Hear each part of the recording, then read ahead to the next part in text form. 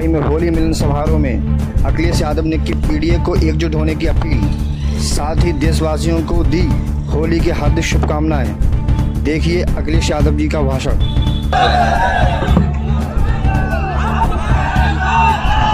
मंच पर हमारे साथ समाजवादी पार्टी के राष्ट्रीय प्रमुख महासचिव आदरणीय रामगोपाल यादव जी, विधायक राष्ट्रीय महासचिव आदरणीय शिवपाल सिंह यादव जी, नौजवान साथी और दूर दूर से चल कर के आए सभी हमारे समाजवादी साथी, पत्रकार बंधुओं, मैं सबसे पहले आप सबको होली के त्योहार की बहुत बहुत शुभकामनाएं और बधाई देना चाहता हूं। ये त्योहार जहां रंगों को लेकर के आया है, खुशी मनाने का हमें और सबको मौका दे रहा है, वहीं मिठाई और गले मिलने का जो मौका दे रहा है हमें त्योहार, वहीं आज त्योहार के दिन हम लोग संकल्प लें और ये त्योहार हमें प्रेरणा भी देते हैं और याद दिलाते हैं कि हम सबको मिलकर के लगातार अन्याय के खिलाफ, बुराई के खिलाफ लड़ते रहना है। इसलिए जहां हम लोग होली का त्योहार मना रहे हैं, ये बहुरंगी और रंगों का त्योहार, कई लोगों को रंग नहीं पसंद है, उन्हें केवल एक रंग पसंद है, उन्हें केवल एक रंग पसंद है। लेकिन हमारा लोकतंत्र तब मजबूत होगा जब बहुरंगी होगा, बहुरंगी लोग इसके अंदर होंगे, अलग अलग विचारधारा, अलग अलग सोच के लोग हैं। इसलिए ये चुनाव हमारे आपके लिए परीक्षा का तो है ही है, लेकिन भविष्य का चुनाव हमारे आपका इसलिए भी जरूरी है क्योंकि नेताजी ने जिस विचारधारा को हमें और आपको दिया है, जिस ऊंचाई तक नेताजी विचारधारा को लेके गए हैं, हमारी सभी समाजवादियों की जिम्मेदारी बनती है इस विचारधारा को और ऊंचाई तक हम लोग पहुंचाने का काम करें। हम लोग 34, 35, 36% तक पहुंच गए वोट पाने में, लेकिन अगर आपका प्रयास और मेहनत और हो जाएगी तो हम लोग बीजेपी का भी मुकाबला कर ले जाएंगे। क्योंकि बीजेपी जिस तैयारी के साथ है, बीजेपी जिस तैयारी के साथ है, वो पढ़ने वाला वोट 51% पाना चाहती है। बीजेपी जो तैयारी कर रही है, वो पढ़ने वाला वोट 51% से ज्यादा पाना चाहती है।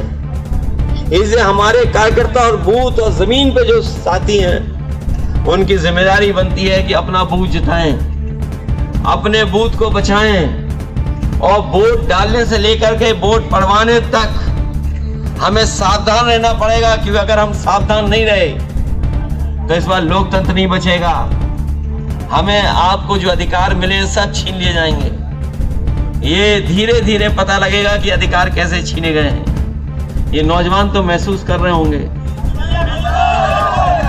इनके हाथ में न रोजगार है न नौकरी है, और इस सरकार में कोई परीक्षा नहीं बची जो लीक न हुई हो। हर पेपर लीक हुआ और एक परीक्षा लीक नहीं हुई, एक नहीं लीक हुई, न 2, न 3, न 4, न 5 परीक्षाएं, न 6, न 7 परीक्षाएं, 8 और 9 और 10 तक परीक्षाएं लीक हुई हैं। और ये परीक्षा अपने आप नहीं लीक हो रही, पेपर अपने आप लीक नहीं हो रहे। ये सरकार जानबूझ करके पेपर लीक करा रही है जिससे नौजवानों को नौकरी न देनी पड़ जाए। और केवल सवाल नौकरी का नहीं है, नौकरी के साथ साथ अगर नौकरी देंगे तो आरक्षण भी देना पड़ेगा। इसलिए जानबूझ करके ये पेपर लीक कर रहे हैं। हमने इन लोगों को गणित बताया, जो नौजवान नाराज है पेपर लीक से और नौकरी न पाने से, तो अगर हम उनकी गिनती कर लें तो 60 लाख हैं। हमने अखबारों में पढ़ा होगा, कन्नौज का एक नौजवान ब्रजेश पाल, जब से नौकरी नहीं मिली तो उसने अपनी डिग्री जला दी। उसने डिग्री जलाते हुए पत्र में लिखा कि जो डिग्री हमें नौकरी नहीं दिला सकती उस डिग्री का क्या हम करें। उसने डिग्री जला करके आत्महत्या कर ली। परीक्षा कैंसिल हुई, आपको याद होगा फिरोजाबाद से एक बेटी ने आत्महत्या कर ली। शिक्षा मित्र यहां अगर होंगे वो जानते होंगे, गांव में उनके लगभग 5000 शिक्षा मित्र आत्महत्या कर चुके हैं। तो इसलिए हम लोगों ने गणित बताया, बीजेपी को उसका जवाब आज तक नहीं दे पा रहे हैं कि अगर 60 लाख बच्चे प्रभावित हुए हैं केवल पेपर लीक और परीक्षा से, और उनके परिवार के अगर हम माँ बाप को ही केवल जोड़ दें, अगर 3 सदस्य हो जोड़ दें केवल एक परिवार के जो नौकरी से प्रभावित हुए, तो 3 गुणा 60 लाख तो बनता है 1 करोड़ 80 लाख। और 1 करोड़ 80 लाख अगर हम भाग दे दें 80 लोकसभा से, तो 2,25,000 वोट इनका कम हो रहा है हर लोकसभा में। इसका जवाब अगर भारतीय जनता पार्टी के पास हो तो बता दें, कोई अगर जवाब हो इसका तो बता दें। और जो चरम सीमा पर महंगाई है और जो चरम सीमा पर अन्याय हो रहा है, जो लोग आंकड़े जानते होंगे आंकड़े जानकारी कर लेना। जब से बीजेपी की सरकार आई है, एनसीआरबी के आंकड़े कहते हैं कि बीजेपी के 10 साल के कार्यकाल में 1 लाख किसानों ने आत्महत्या की है। 1 लाख किसान जिस देश के आत्महत्या कर रहे हो, तो बताओ वो देश कैसे विकसित भारत बनेगा। हमारे प्रधानों से अगर पैसा ना वसूला होता तो इनकी विकसित यात्रा भी ना हो पाती। ये प्रधानों से पैसा वसूल करके विकसित यात्रा की इन्होंने। तो 1 लाख किसान अगर आत्महत्या कर लें, नौजवान को नौकरी ना हो, उद्योग कारखाने न लग पा रहे हो, और कितना बड़ा सपना दिखाया बड़े बड़े उद्योगपतियों को बुला करके कि यहां कारखाने लगेंगे, उद्योग लगेंगे। अगर एक भी उद्योग कारखाना लगाओ तो बता दें। हमें सूचना मिलती है कई बार कि ये लोग एक्सप्रेस वे के किनारे कभी कभी नाप लेते हैं जगह कि कारखाना आने वाला है। इनकी सरकार में कारखाने उत्तर प्रदेश से वैसे ही भाग गए जैसे एक्सप्रेस वे पे रफ्तार से गाड़ी चली जाती है। और सच्चाई ये है, जो कारखाने उत्तर प्रदेश को लगने थे वो उत्तर प्रदेश में नहीं लगे, गुजरात में जाकर के लग गए। अभी बजट में मैंने जब सुना भारतीय जनता पार्टी का भाषण, तो उन्होंने कहा कि हम सेमीकंडक्टर की कारखाना लगाना चाहते हैं, सेमीकंडक्टर, और दुनिया का बड़ा कारखाना लगाना चाहते थे। वो कारखाना आपके नहीं लगा, वो जाकर के गुजरात में लग गया जाकर के। इसलिए सब कुछ वहीं जा रहा है। और इलेक्टोरल बॉन्ड्स बताओ कहां गए सबसे ज्यादा। ये चंदा नहीं है, चंदा तो अपने आप खुश होके लोग देते हैं। लोग आपका सहयोग करते हैं उसको चंदा बोलते हैं, लोग आपकी मदद करते हैं उसे चंदा बोलते हैं। लेकिन ईडी, सीबीआई और इनकम टैक्स से जो वसूला जाता है वो चंदा कभी नहीं हो सकता, वो वसूली है। और बताओ सबसे ज्यादा वसूली किसने की? इलेक्टोरल बॉन्ड्स जो आए, जो बने, वो सबसे ज्यादा किसके पास पहुंचे? और जब से इलेक्टोरल बॉन्ड से जो उनका बाजा बजा है, बैंड बजा है, उसके बाद तो वो ध्यान हटाने के लिए कार्रवाई कर रहे हैं। कभी कोई सोच सकता है एक ही व्यक्ति एक को पैसा दे तो वो कह रहे हैं कि काला धन है, और वही कंपनी बीजेपी को अगर पैसा दे तो वो है चंदा। ये पता है वो नहीं पता है कि एक ही कंपनी जिसने पैसा दिया तो उसको तो दूसरी तरीके से फंसा रहे हैं, और एक अगर कागज पे दे दे पैसा तो वो लीगल है, वो बेईमानी नहीं है। एक पे आरोप लग रहा कुछ करोड़ का, और उसी कंपनी ने 30 करोड़ से ज्यादा पैसा भारतीय जनता पार्टी को पहुंचाया इलेक्टोरल बॉन्ड से। ये तो बात सब जानते हैं।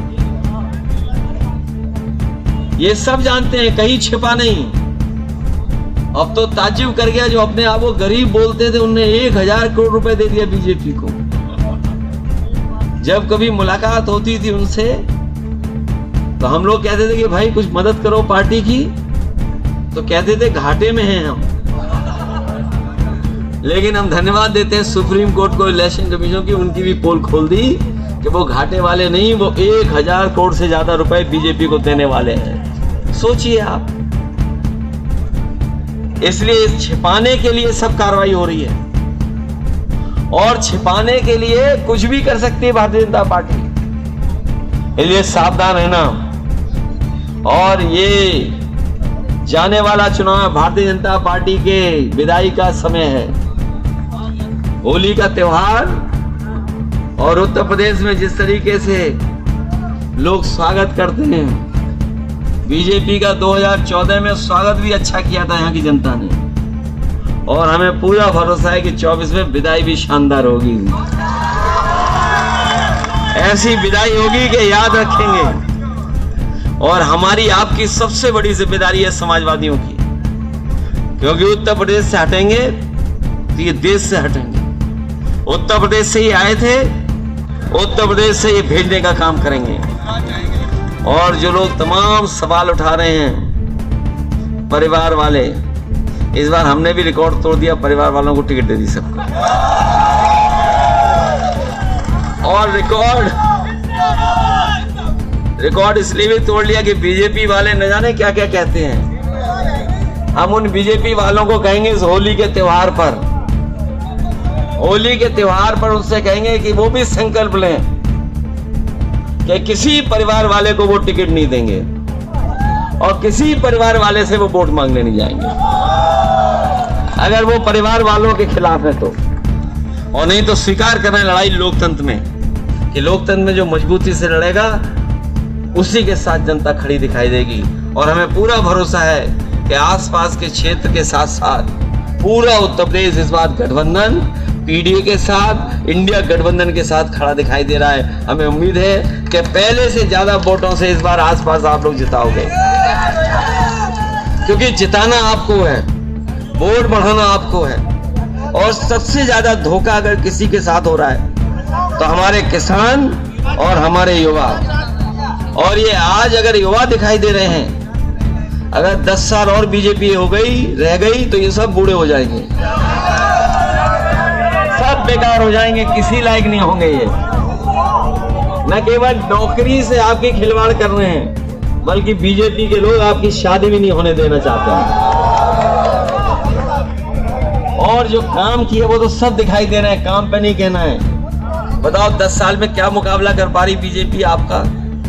जितना काम नेताजी और समाजवादियों ने किया उतना कभी नहीं कर पाए बीजेपी के लोग। चाहे वो सड़क, बिजली या जो भी सुविधाएं थी, वो समाजवादियों की देन है। ऐसी सड़क भी नहीं बना पाए 10 साल में जो हम लोगों ने बना दी। जिस सड़क का नेताजी ने उद्घाटन किया, ऐसी सड़क नहीं बना पाए। और एम्बुलेंस खराब कर दी, पुलिस खराब कर दी। भाई जो 100 नंबर था 112 कर दिया, वो खराब कर दी नहीं कर दी। और पुलिस दूसरा काम कर रही है, वो काम छोड़ के दूसरे काम में लगे हुए हैं वो लोग।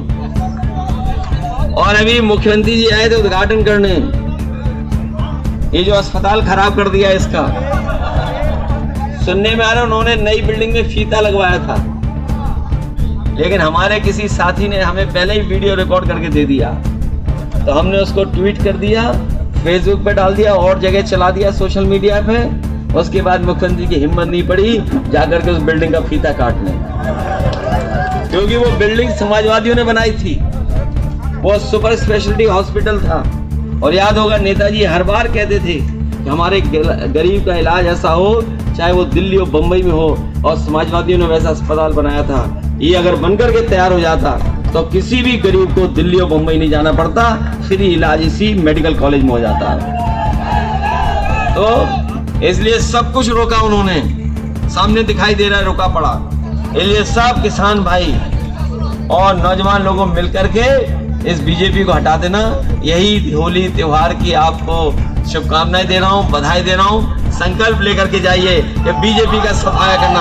बहुत बहुत धन्यवाद आप सभी दोस्तों से अपील है, हमारे चैनल को सब्सक्राइब करें, लाइक करें, कमेंट करें, शेयर करें। Thanks for watching.